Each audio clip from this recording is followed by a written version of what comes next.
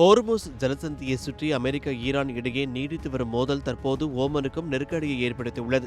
America மற்றும் Iran இடையே நடுநிலை வகித்து வரும் ஓமன் இரு நாடுகளின் மோதலால் பல்வேறு அழுத்தங்களையும் பாதிப்புகளையும் எதிர்கொண்டு வருகிறது. இந்நிலையில் ஓமன் மீது குண்டுவீச்சு நடத்தப்படும் என அமெரிக்க அதிபர் டொனால்டு டிரம்ப் மீண்டும் பகிரங்கமாக எச்சரித்துள்ளதாக தகவல்கள் வெளியாகியுள்ளன. இது தொடர்பாக டிரம்ப் விடுக்கும் இரண்டாவது எச்சரிக்கை இதுவாகும்.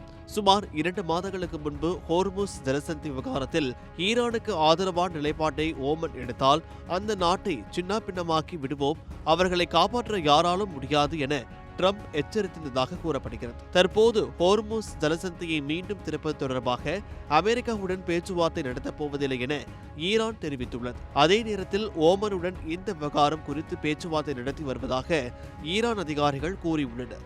இதற்கு பதிலளிக்கும் வகையில் டிரம்ப் ஈரானுடன் எந்தவிதமான பேச்சுவார்த்தையும் நடைபெறவில்லை என்றும் கடற்படை முற்றுகை தொடர்ந்து முழுவீச்சில் நடைபெற்று வருவதாகவும் தெரிவித்துள்ளார். மேலும் ஹோர்முஸ் ஜலசந்தி திறந்தே இருப்பதாகவும் அவர் கூறியுள்ளார். இதற்கிடையே ஹோர்முஸ் ஜலசந்தி வழியாக செல்லும் கப்பல்களின் போக்குவரத்தை நிர்வகிப்பது தொடர்பாக ஓமனுடன் இறுதி ஒப்பந்தத்தை எட்டுவதற்கான பேச்சுவார்த்தைகள் நடைபெற்று வருவதாக ஈரான் தெரிவித்துள்ளது.